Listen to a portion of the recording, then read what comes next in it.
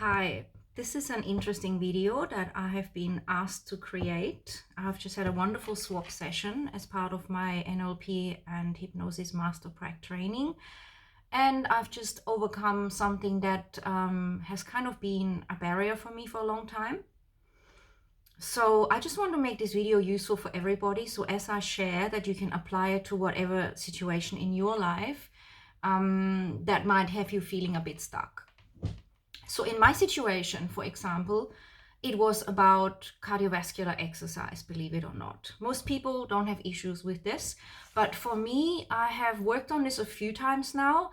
And every time I'm about to go and exercise and do something which involves a serious commitment of running and getting my heart rate up in a serious way, I do it for a little bit and then I stop. So I've got some sort of when you want to do something and you continuously block it, or you feel like you should do it and you're not, and all this kind of thing, that means that in your life you have some sort of a secondary gain or an underlying unconscious belief system there that blocks you from doing what you think would be easy to do. So I'm going to relate to me, but I want you to relate it to yourself so that you can empower yourself and see the pattern, because it's really quite amazing that even when you've done a lot of work on yourself, and even when your life is actually very balanced, there can be those things. And sometimes, of course, the more there are things like that, the harder it gets to sometimes work through feeling overwhelmed with all sorts of tasks. So in my case, I like to do yoga. As you probably know, I love to walk, I love to hike, I love to do dynamic things. I'm into gardening and I'm into physical things, yes, not things though that are really strenuous. I'm not into these long-term running things that people do.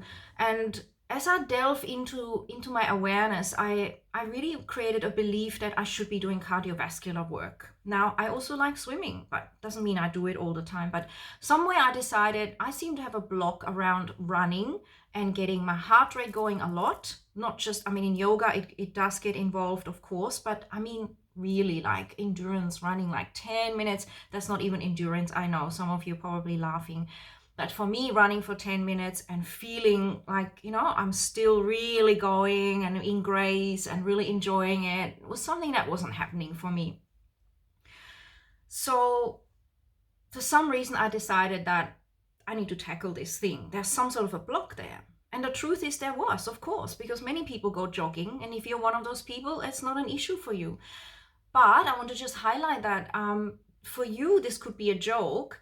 And yet for you, it could be something else, like making that phone call, or telling someone you love them, or telling someone something uncomfortable, or it could be changing an eating habit, or it could be, going for a job interview, or traveling on your own, or saving money, right? We all have so many potentials in our lives. For me, a lot of those things would be, what's the problem? You make the phone call. What's the problem? You communicate. What's the issue? You just travel by yourself. It's amazing. So this is all really just really honoring each other's differences.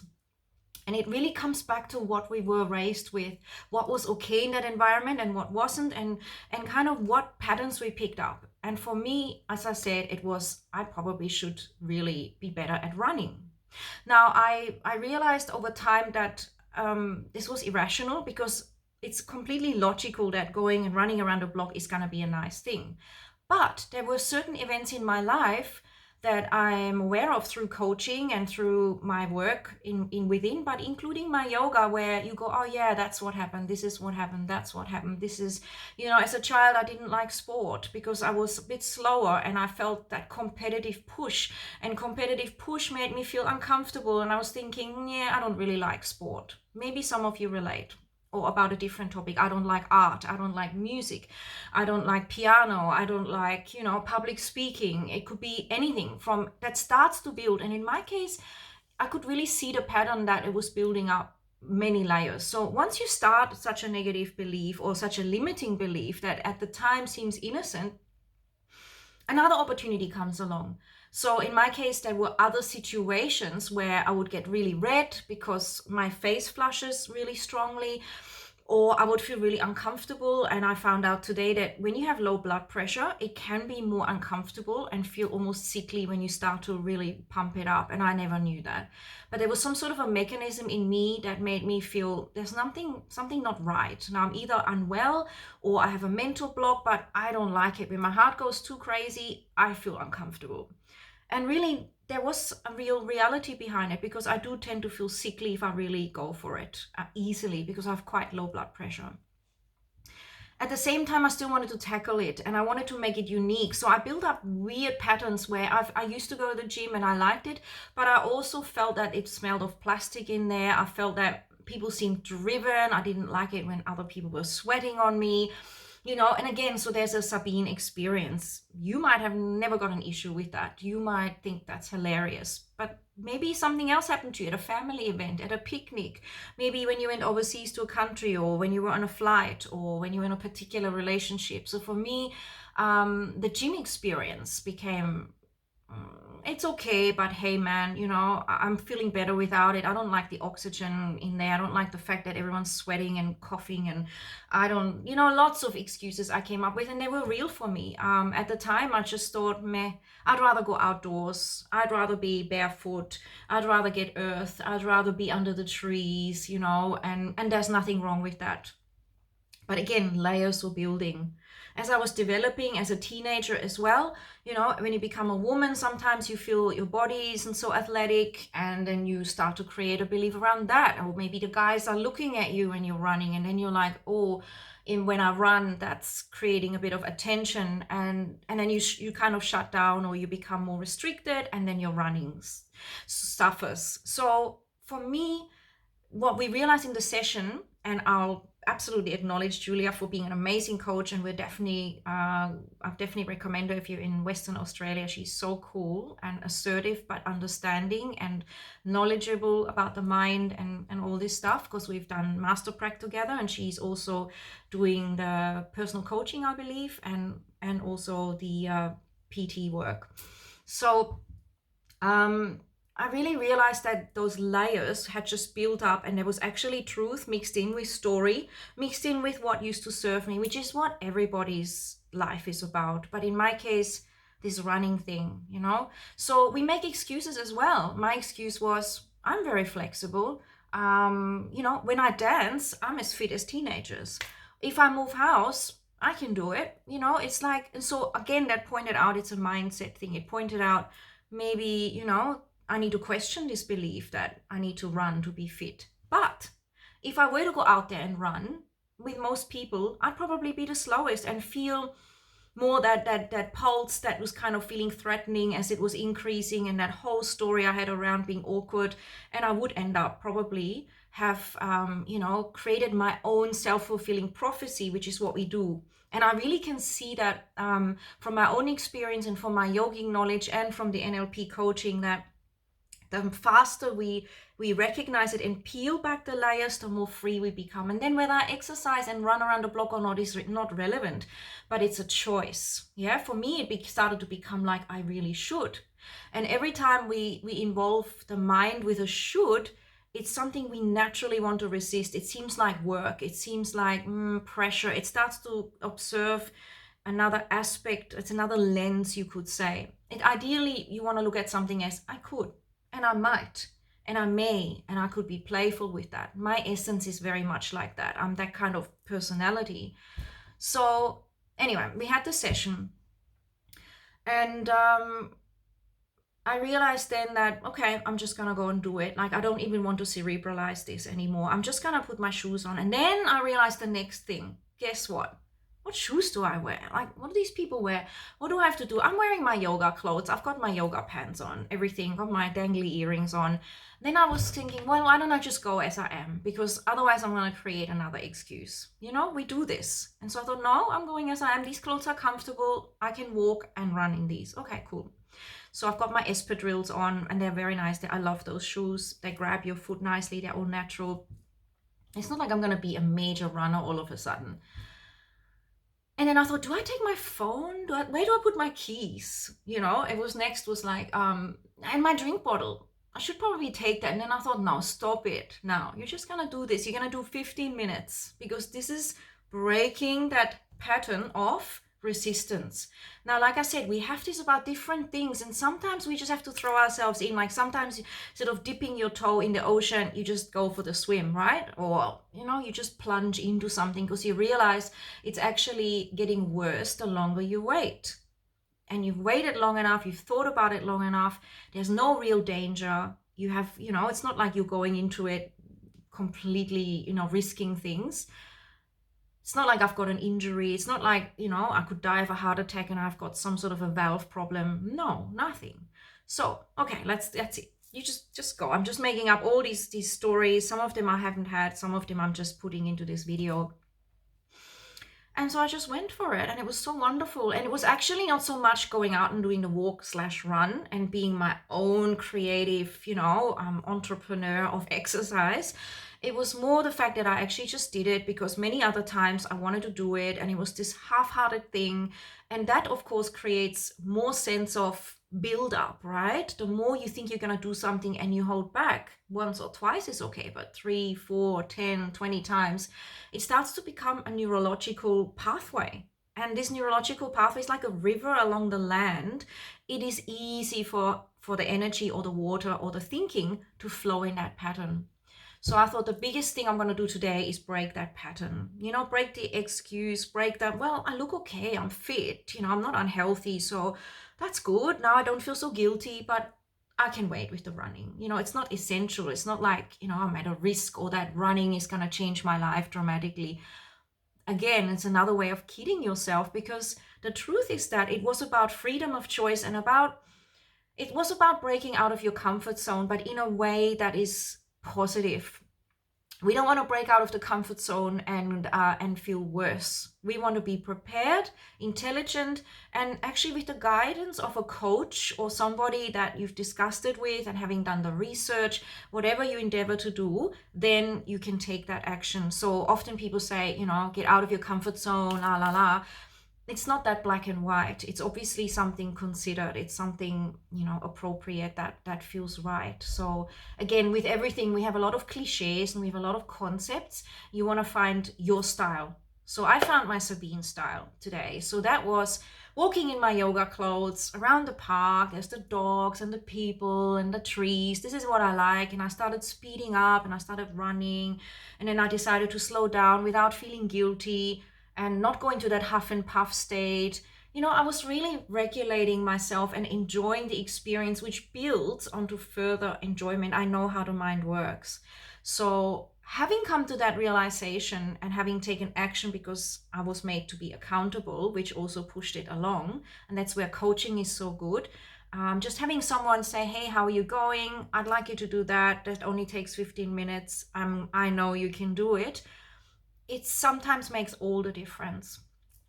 And we should always stay humble enough to realize that we have certain aspects in our lives where maybe we need a bit of help, other ones which we can manage, other ones where we need a lot of help, depending on what our journey is like.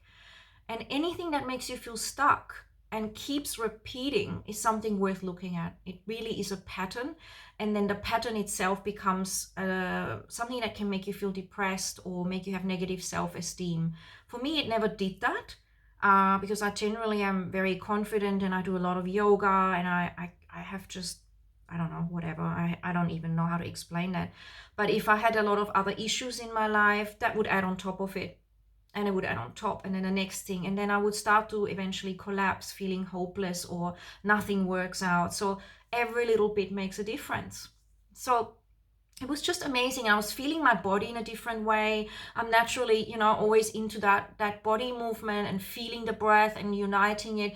But I was actually connecting it cognitively with the concept of I'm exercising, which before I kind of like to keep in a separate bubble, if you know what I mean.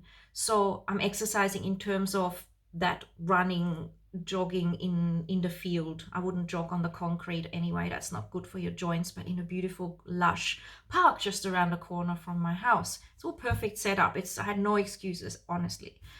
So for me, that was a big thing.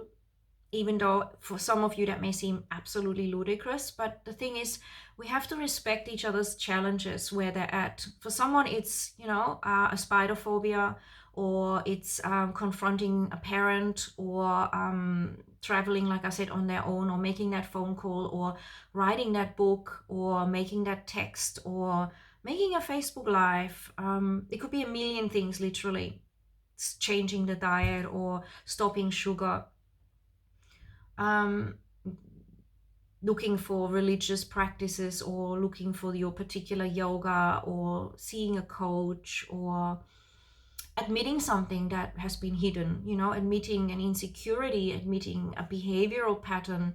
And these things are really important, because when we hide them, they become the shadow. They become something that is harboring in the background, and it'll pop out, and it'll make you feel even worse. But when you own it, like, okay, I have issues around really running around the block literally and going like all these people, and I have judgments around it, because some people that jog look really not happy. You know, again, that's what my mind made up. They don't look happy. It doesn't look like fun. And then they're all sweaty, and I don't want to have to buy those clothes. And I don't know, I'd rather just do my yoga. And actually, I'm enjoying just sitting here watching my cat and the clouds, you know, all these usual patterns.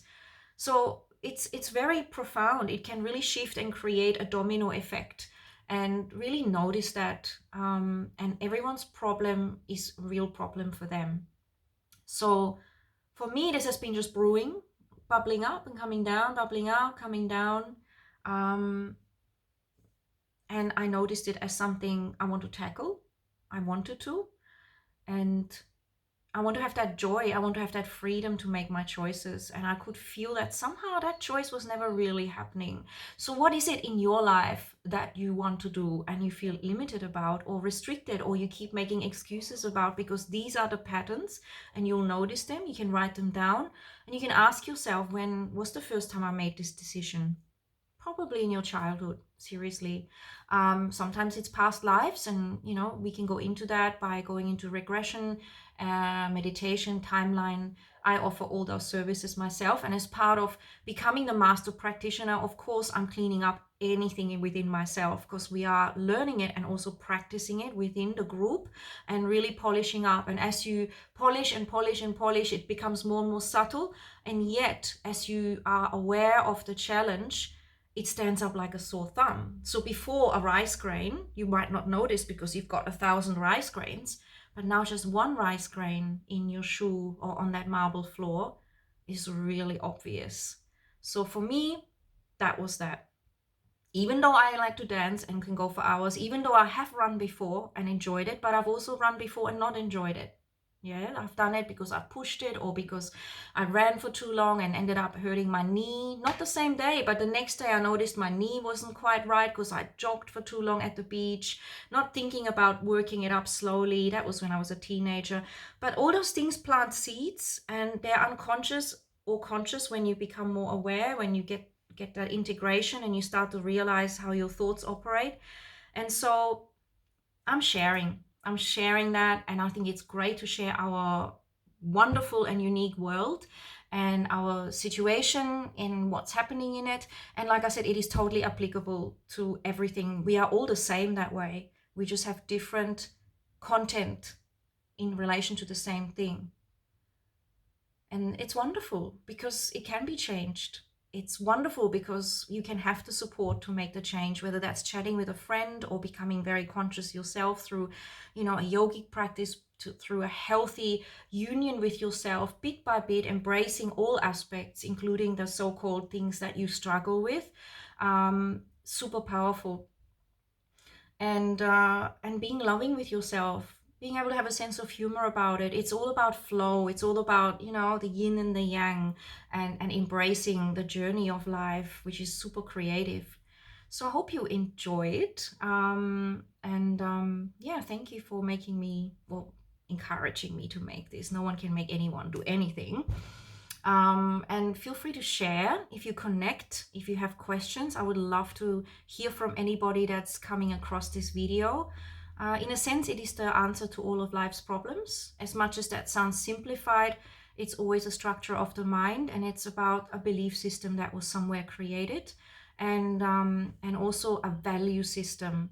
When you have a value system that's created within you during your early years, these systems, if they don't match with what your now personality wants and that adult version, the goals that you want to achieve become sabotaged by yourself, because the underlying unconscious value of I need to be this way, or this is how it should be, all those kinds of things, they are actually determining the path your life takes. They are the goal getters. So if you align your values with what your goals are and they're one, path is easy. It really becomes easy. Otherwise, you have a lot of inner turmoil. And guess what? Inner turmoil is like inner battles. It's not just, it's not just like arguing with your friends or family, or being annoyed at politicians or something, whatever is happening for you.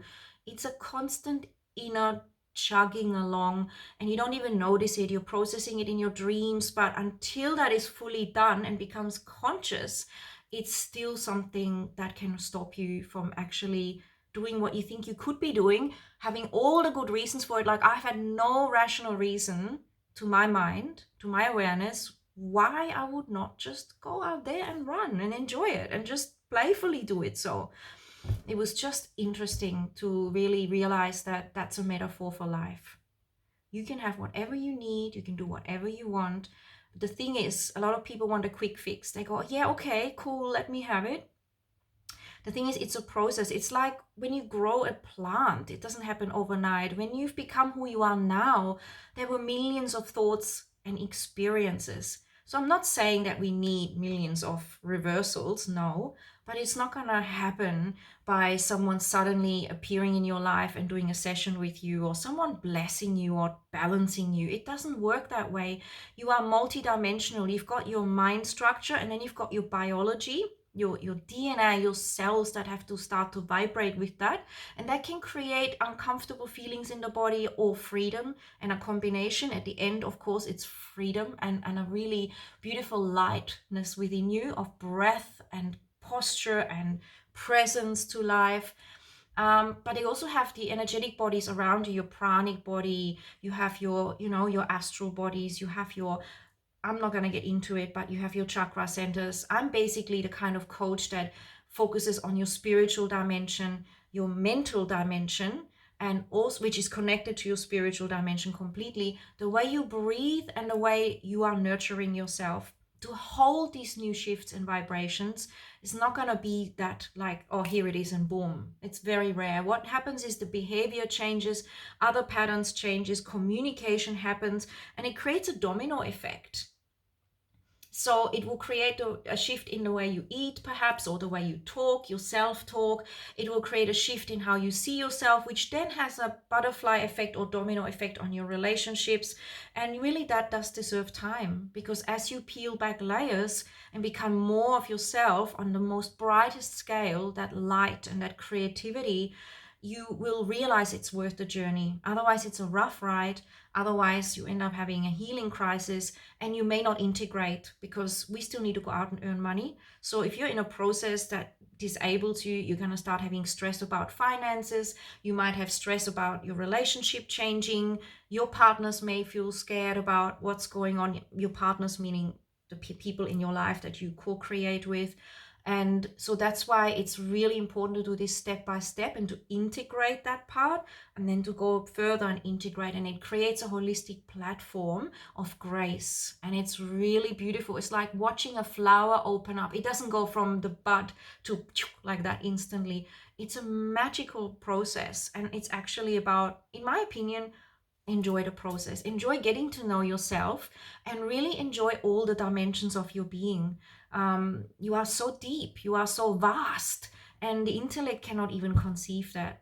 So when we go into these processes, we are tapping into the unconscious mind, and it is super powerful. And we literally can rewire that. We can let go of things, and then we holistically integrate it with whatever works for you. I would be not expecting you to do yoga if you don't want to, but it will be something physical needs to go with it, whether that's stretching or walks or massage or something. We have to integrate body, mind, spirit.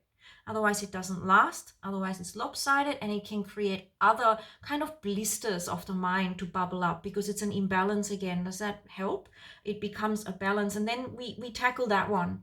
My approach is that we go across the platform all the way, and then we just go layer by layer, so it's a graceful, beautiful process. Enough of me for today. I hope you enjoyed it. It's wonderful to be sharing, and thank you again for everyone watching, for the whole of creation, for that coaching, for sharing our coaching passion together, and for growing together, because we're all in this together. We're all up leveling together, and that is beautiful. So celebrate that. Celebrate where you're at right now, all the things that are going on. It is here for a purpose, and it is here to help you reflect, to go into the next step when you're ready. Okay.